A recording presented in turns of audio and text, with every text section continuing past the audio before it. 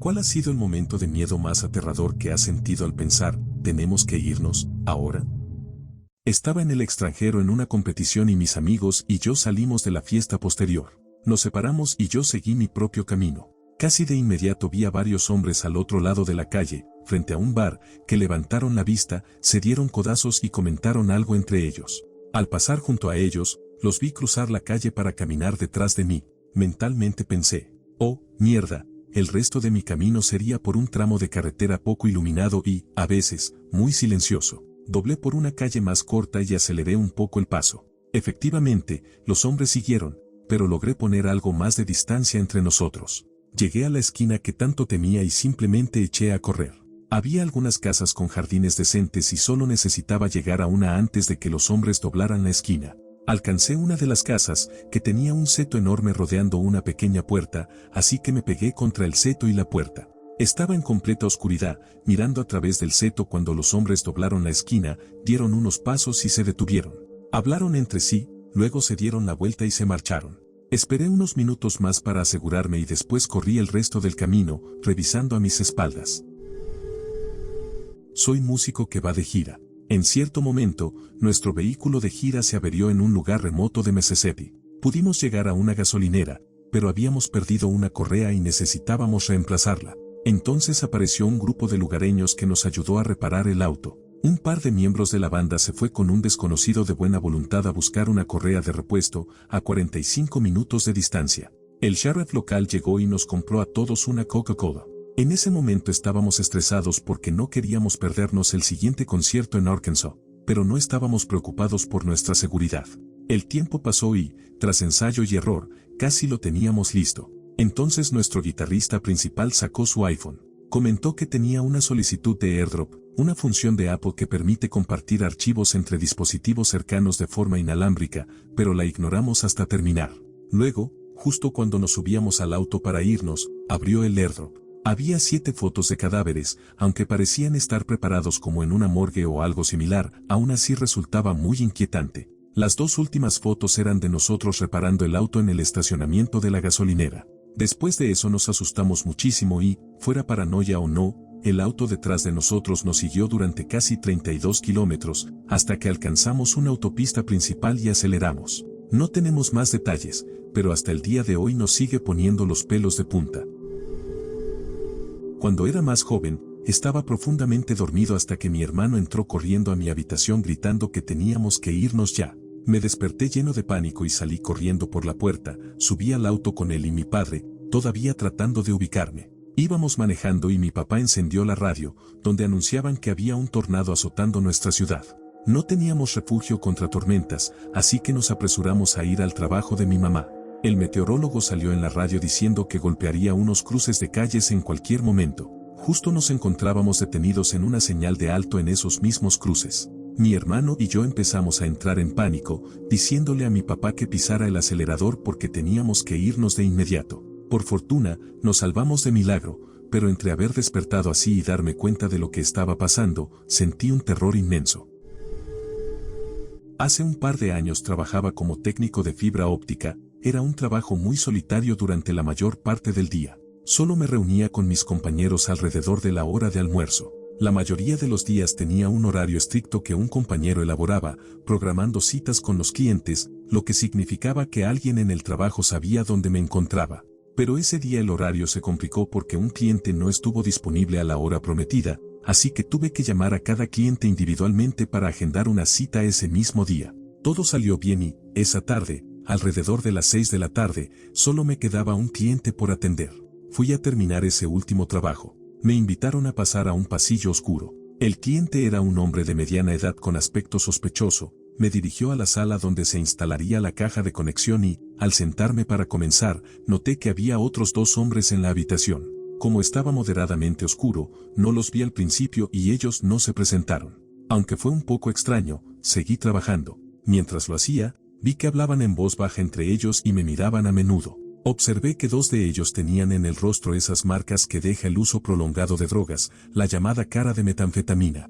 Empecé a sentirme incómodo y recordé que este era mi último cliente del día, que mis compañeros y supervisores no sabían dónde estaba debido al desajuste en el horario. y que probablemente ya estarían preparándose para irse a casa.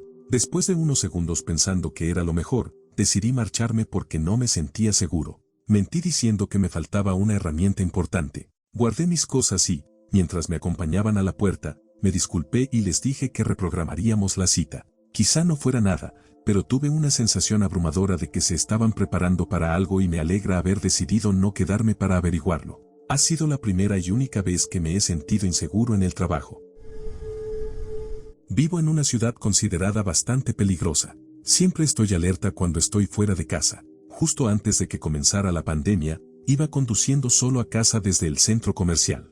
Hay una calle, cerca de mi casa, que solo tiene 2 carriles en cada dirección y siempre hay mucho tráfico. Principalmente, el tráfico se debe a que los conductores de autobús no usan las áreas designadas para recoger y dejar pasajeros. Esto genera mucho tráfico, ya que se detienen y la gente normalmente no puede maniobrar a su alrededor, a menos que lo hagan de forma segura desde el carril de tráfico entrante. Estaba atrapado en el tráfico, completamente inmóvil, cuando 2 tipos se acercaron al hombre que iba en el coche frente a mí y sacaron un arma. Le apuntaron a la cabeza del conductor y le quitaron la mochila. Decir que estaba aterrorizado es poco, tenía tanto miedo que temblaba. Los 2 tipos se llevaron la mochila y se metieron en una calle lateral, pero nosotros seguíamos atascados en el tráfico, sin avanzar. Entré en pánico, no sabía si volverían a mi coche para asaltarlo. En ese momento, vi que un autobús se había detenido en el carril entrante y estaba bloqueando el tráfico, así que me incorporé y aceleré. El autobús ya se movía, por lo que tuve que ser rápido y regresar a mi carril, adelantando al autobús que retenía el tráfico en mi carril. Lo logré. Fue una acción arriesgada, pero tenía tanto miedo de que volvieran y me apuntaran con el arma. Una noche iba caminando a casa, con la cabeza baja porque estaba distraídamente mirando mi teléfono. Casi piso lo que parecía ser salsa barbacoa. Encendí la linterna de mi teléfono y resultó ser sangre. Cada paso dejaba una pequeña salpicadura de sangre casi imperceptible. Seguí el rastro a lo largo de toda la calle mientras caminaba a casa, que quedaba a unas cuantas cuadras. Era difícil distinguirlo en la oscuridad, pero el rastro parecía terminar en una instalación residencial de mi vecindario. No estoy seguro de qué tipo de instalación es, pero a menudo he conocido a personas con discapacidades intelectuales en esa área, les he ayudado a pedir un boleto de tren, a contar el dinero para las compras, etc. En el patio cercado había 2 personas hablando en voz baja, solo podía ver los cigarrillos encendidos en la oscuridad. De repente, me invadió una sensación de que algo andaba mal. Se me erizaron todos los pelos de la nuca y sentí frío. Seguí caminando e hice unas vueltas antes de regresar a casa y llamar a la policía por el rastro de sangre. Mi pareja dijo que había reaccionado de forma exagerada y que probablemente se tratara solo de un animal o de alguien con la nariz sangrando. Pero en total había mucha sangre, extendiéndose por una buena distancia, y algo se sentía profundamente mal. Esa noche no pude dormir bien. Hace unos años, mis compañeros de trabajo y yo fuimos a la casa de un colega. La casa pertenecía a uno de los dueños de la empresa, pero este compañero, a quien llamaremos Bill, tenía llave y permiso. Después de la fiesta navideña de la empresa, todos estábamos disfrutando de algunas copas y fumando un poco. Aproximadamente 30 minutos después de empezar a festejar, Bill comenzó a comportarse de forma extraña. Básicamente, empezó a coquetear de manera agresiva con las chicas de la fiesta. Si adivino tu edad y eres mayor o menor que yo, tienes que acostarte conmigo, era una frase que repetía a más de una chica esa noche. También intentó separar a otros compañeros de sus parejas y se mostró agresivo al respecto. Justo en ese momento, empecé a oler gas. Caminé por la casa y me di cuenta de que había encendido los quemadores de la estufa sin prender la llama. Los apagué, pero el olor seguía aumentando. Me di cuenta de que había hecho lo mismo con la chimenea. Mientras apagaba el gas de la chimenea, noté que Bill volvía a manipular la estufa. Fue entonces cuando perdí la calma, armé un escándalo y saqué a todos de la casa, empujando a Bill, quien bloqueaba la puerta principal y nos decía que estábamos actuando de forma absurda. 9 de nosotros nos metimos en el Chrysler 300 de un amigo y nos dispersamos. No tengo duda de que Bill estaba tramando algo nefasto y, hasta el día de hoy, creo que salvé algunas vidas. Hace varios años, 6 de mis amigos y yo estuvimos fuera del estado para una boda. Alquilamos un Airbnb para el grupo. Inmediatamente después de llegar, nos enteramos de que el hombre que alquilaba su casa tenía un compañero de cuarto que casi nunca estaba en casa, pero que apareció por primera vez en semanas y no se dio cuenta de que la casa iba a estar ocupada. El dueño insistió en que había hablado con él y que planeaba empacar y quedarse en casa de su novia para que nosotros pudiéramos disponer de la casa como estaba previsto. Y, efectivamente, él se fue esa tarde. Esa noche salimos y regresamos intoxicados, como suelen hacerlo los de 20 años de vez en cuando. Uno de nuestros amigos salió del sótano con cara de asombro. Al parecer, el compañero de cuarto había regresado y, al verlo dormido, quedó claro que planeaba quedarse. Nos calmamos y reorganizamos donde íbamos a dormir, pero eso fue solo el comienzo. A la mañana siguiente, nos despertó una música de death metal tremendamente fuerte que sonaba en la sala común o comedor del piso superior. Dos de las personas que habían dormido en la sala bajaron de inmediato y nos dijeron que teníamos que empacar nuestras cosas y salir lo más rápido posible. No hicimos muchas preguntas, simplemente recogimos nuestras pertenencias, intentamos limpiar y nos metimos en un Uber XL para ir al hotel más cercano. Al parecer, antes de que comenzara la música esa mañana, se despertaron con un montón de golpes y, al abrir los ojos, vieron a un tipo sentado en la mesa limpiando una escopeta y una pistola. No cabe duda de que él no quería que estuviésemos en su casa. Una vez, alrededor de 12 de nosotros estábamos recorriendo el país juntos y usamos freecampsites.net para encontrar un campamento con servicios, qué suerte, en un barranco en Tennessee.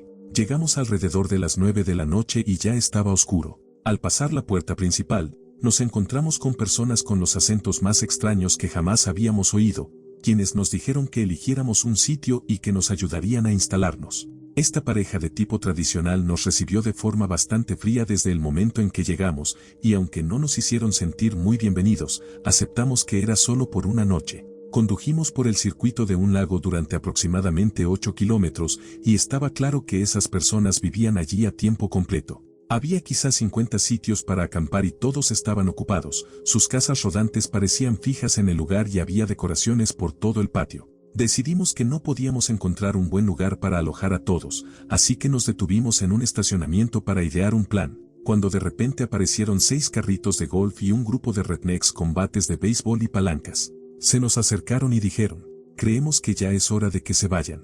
3 de nuestros amigos estaban borrachos y la situación estuvo a punto de escalar seriamente, pero los empujamos dentro del auto y nos largamos a toda prisa montaña abajo, terminando la noche en el Walmart más cercano. ¿La parte más jodidamente extraña? El campamento ya no figura en el sitio web y no aparece en mis pines ni en las ubicaciones previas en Google Maps. He marcado todos los campamentos en los que nos hemos quedado en todo el país durante los últimos 6 años y este ha desaparecido por completo.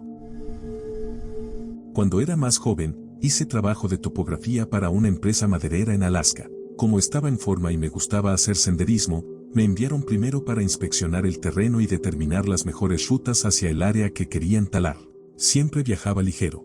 Solo llevaba una mochila con un kit de comedor del ejército de los EU. Alguna comida lista para comer, un kit para fuego, un cuchillo, spray para osos y un revólver. También solía cortar una buena y gruesa vara de senderismo. Con todo ese equipo empacado, me puse en marcha a pie. La primera noche fue muy tranquila y dormí bien. Solo una vez me desperté pensando que era el viento entre los árboles y no le di mayor importancia. Al día siguiente llegué al área designada para la tala y comencé a trabajar. Alrededor del mediodía, empecé a sentir esa inquietante sensación de ser observado. Había tenido esa sensación antes, pero siempre atribuía eso a mi imaginación. Sin embargo, fue creciendo a lo largo del día. Justo cuando estaba a punto de montar campamento para la noche, volví a escuchar un ruido entre la maleza y vislumbré algo grande escondido fuera de la vista. No hace falta decir que decidí no montar el campamento y abandoné el lugar. Caminé unos 16 kilómetros hasta que estaba demasiado cansado para seguir. La sensación de ser observado se detuvo y consideré seguro montar mi campamento. Al despertar por la mañana, lo primero que vi fueron huellas de oso de lo que creo fue un enorme grizzly por todo mi campamento. Nunca desmantelé el campamento tan rápido de nuevo. Me aseguré de que mi revólver estuviera cargado y siempre a mano, y mantuve mi spray para osos listo en el camino de regreso, pero ya no volvió a ocurrir nada. Informé a la empresa maderera sobre mi experiencia y dijeron que tomarían las precauciones necesarias. Unos meses después, cuando la operación de tala estaba en pleno funcionamiento, un trabajador fue atacado por lo que luego describieron como un enorme oso grizzly macho. Unos años más tarde, cazadores en esa zona dispararon a uno de los grizzlies más grandes que he visto y, juzgando por el tamaño de sus patas, podría haber sido ese mismo oso que me acechó durante la caminata. Estuve en Etiopía a mediados de 2019 y me estafaron por una pequeña suma de dinero, unos $20, por parte de un operador turístico falso para un trek que planeaba hacer desde Gondar. Básicamente, solo pagué por la van hasta el inicio del trek por adelantado, pero nunca apareció. Un par de otros operadores turísticos, 2 jóvenes, me vieron esperando y se acercaron a hablar conmigo. Les mostré una foto en mi WhatsApp de mi guía turístico y me dijeron que ese no era su nombre, que lo conocían y que era un estafador, etc. El asunto es que terminé cambiando de hotel y ellos sabían dónde me hospedaba, pues me acompañaron e intentaron inscribirme en su tour. Me llevaron a una oficina que estaba básicamente vacía, excepto por un tipo con una laptop, y él quería un adelanto, más bien unos $200, para este tour. Me negué a pagar, diciendo que lo pensaría, solo para salir de allí. Los otros 2 chicos seguían apareciendo en mi habitación de hotel preguntándome si ya iría, que necesitaba reservar ahora o me lo perdería, y yo seguía posponiendo. Más tarde esa noche, recibí otro golpe en la puerta y pregunté quién era, ya bastante receloso. El hombre dijo su nombre y abrí la puerta, pero en vez de él, había unos 12 tipos etíopes parados en el pasillo, agolpándose frente a mi puerta. Había estado caminando por la ciudad anteriormente y escuchaba a la gente mencionar el nombre de mi estafador, llamándome Ferengi, extranjero, y demás. Todo el mundo parecía saber del asunto. Todos se amontonaron en mi habitación, yo estaba en calzoncillos y luego se apartaron para revelar a mi estafador. Claramente había recibido varios golpes, tenía la cabeza baja, no podía ni mirarme a los ojos y estaba muy nervioso. Lo presionaron y él me devolvió mi dinero. Lo tomé, sintiéndome muy incómodo, pero me hicieron contarlo. Así que ahí me quedé, contando esa gran suma de dinero según los estándares salariales locales, estando en paños menores, mientras 12 tipos locales duros se paraban a mi alrededor y, de vez en cuando, le daban su castigo al estafador. Les dije que ya tenía todo y la mayoría se retiró. Oí a mi estafador gritar mientras lo maltrataban un poco en el pasillo. Entonces uno de ellos me dijo: entonces, dijiste que no querías nuestro tour porque ya habías perdido dinero. Ahora tienes dinero, ¿quieres venir a nuestro tour? Finalmente, le dije que participaría en otro tour más caro que ellos también organizaban hacia la depresión de Denkeli, desde otra ciudad, y al día siguiente me fui en autobús. Tuve que caminar hasta la estación de autobuses en la oscuridad, alrededor de las 4 de la mañana, y aún así escuché a gente reunida alrededor de hogueras en barriles de aceite hablando de mi estafador mientras pasaba. En ese pequeño pueblo de Etiopía, siendo el único Ferengi, me sentí realmente inseguro, ya que todos los estafadores y probablemente algunos operadores turísticos legítimos peleaban por mí. Más tarde, durante ese viaje, la situación se volvió peor con peleas locales en el norte, muchas revisiones de autobuses por parte de soldados adolescentes y otras cosas, pero nada de eso se sintió tan turbio como la mafia de los promotores turísticos. No me sucedió a mí, sino que me lo contó el tío de mi mejor amigo. No es un hombre de humor y suele hablar muy poco. Ocurrió hace quizá 10 o 12 años, en el extremo norte de Escandinavia. Quienes lo conocen, saben cuánta naturaleza virgen hay por allá. Él es guardabosques y un cazador había disparado a un oso, pero no logró matarlo y este huyó. El protocolo consiste en llamar al guardabosques para que se encargue de animales heridos y potencialmente muy peligrosos. Él se sube a su ATV con un rifle de caza mayor y 2 huskies mestizos de lobo. Llegó al lugar por la tarde, después de rastrear al oso con la ayuda de los perros. El oso, un macho pardo de buen tamaño, estaba destrozado. Nos dijo que parecía que algo le había partido la columna y lo había despedazado. Literalmente. Tenía un horror absoluto en los ojos al contarlo. Estos perros habían cargado directamente contra osos en otras ocasiones, sin ningún miedo. Pero, de repente, ambos se detuvieron en seco, miraron en la misma dirección y se quedaron muy callados. Cabe destacar que en esa dirección probablemente hay más de 300 kilómetros de bosques prácticamente inexplorados. Los 2 perros empezaron a gruñir, de una forma en que parecían sentirse amenazados, algo que nunca les había pasado con osos o lobos. Él se subió inmediatamente a su ATV y se fue, los perros lo siguieron. Regresó 2 días después, solo para encontrar restos de lo que había quedado. Dijo que la sensación de querer salir de allí fue lo más profunda y aterradora que jamás había experimentado.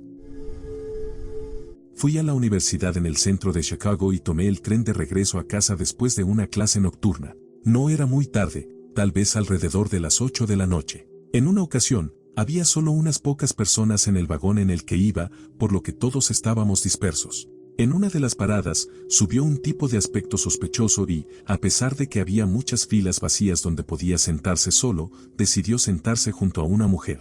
Menos de 2 segundos después, esa mujer se levantó y se fue inmediatamente a otro vagón. Ese mismo tipo luego se levantó, se giró hacia donde yo estaba sentada, yo estaba cerca de la ventana y tenía mi mochila en el asiento a mi lado, y se sentó sobre mi mochila sin decir una palabra. Sorprendida, saqué mi mochila de debajo de él y fue entonces cuando vi que llevaba una extraña funda plateada en todo su dedo índice. Ese adorno en el dedo parecía pesado y estaba decorado con intrincados dragones tallados por todas partes, excepto en el extremo, donde en lugar de una uña se asemejaba a una larga daga en forma de garra. Lo miré y él simplemente seguía mirando hacia adelante, sin inmutarse cuando jalé mi mochila, además de que desprendía un fuerte olor a alcohol. Entonces, noté a otro hombre, sentado frente a nosotros, que me miraba y movía los labios como diciendo levántate ahora. Así que hice lo que me indicó su gesto. Usé mi mochila como barrera y me empujé fuera del pasillo mientras el tren se acercaba a la última parada. Dejé ese vagón y, con tanta adrenalina circulando por mi cuerpo, crucé otros vagones para alejarme lo máximo posible hasta que el tren se detuvo. Corrí escaleras abajo y alerté a un empleado de la CTA sobre él. Fue realmente aterrador, y después de eso, mi novio me compró un taser y spray de pimienta que sostengo en mis manos para que todos lo vean cuando viajo en el tren a esa hora. Estaba en Camden, en 1991. Andaba con algunas personas que conocía y con mi amigo T. Él y yo estábamos charlando y pasando el rato en la cuadra mientras los chicos mayores vendían a los autos que pasaban.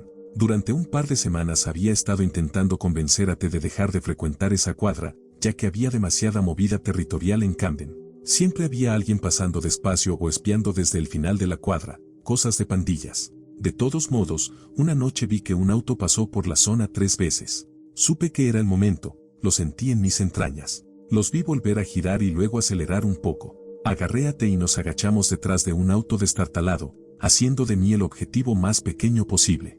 Esa noche murieron 3 traficantes, y estoy bastante seguro de que 1 o 2 de los tipos en el auto también murieron. Fue un desastre jodidamente grande. Me largué corriendo hacia la estación de autobuses y me mantuve fuera de Camden durante un par de meses. T estuvo bien esa noche, pero murió unos meses después en otros líos de pandillas. Estuve en París en noviembre de 2015 de vacaciones. Mi novia y yo estábamos en un pequeño pub tomando algo antes de volver al hotel. La mayoría del pub estaba viendo el partido de fútbol y no le prestábamos mucha atención. De repente, notamos que el pub se quedó en silencio y vimos en la televisión las noticias sobre los atentados terroristas. El camarero, que hablaba inglés, nos dijo, ¿son turistas? Tienen que volver a su hotel ahora. Afortunadamente, estábamos lo suficientemente cerca para correr de regreso y básicamente nos quedamos escondidos en el hotel, con las persianas cerradas y las luces apagadas, viendo todo en la televisión, aterrorizados porque no teníamos idea de hasta dónde se extenderían los ataques. Lo más aterrador es que habíamos considerado brevemente comprar entradas para el concierto de Eagles of Death Metal esa noche. Si hubiéramos ido, quién sabe qué podría haber pasado. Conducía a casa después de mi turno como bartender y necesitaba parar a echar gasolina. Mientras llenaba, noté un sedán estacionado en las bombas de diésel. Tenía las luces apagadas, pero se notaba que había 2 tipos sentados en el auto. Cuando mi auto terminó de llenarse, entré a la tienda esperando que se fueran. Le pregunté al tipo detrás del mostrador cuánto tiempo llevaban allí, y ni siquiera los había notado. Me quedé hasta que otro tipo se acercó a las bombas y entró, pero ellos seguían ahí cuando me fui. A la mañana siguiente vi en las noticias que hubo un robo en una gasolinera cercana, alrededor de la hora en que yo volvía a casa. No sé si eran los mismos tipos intentando asaltar otro lugar, pero me daban muy malas vibras.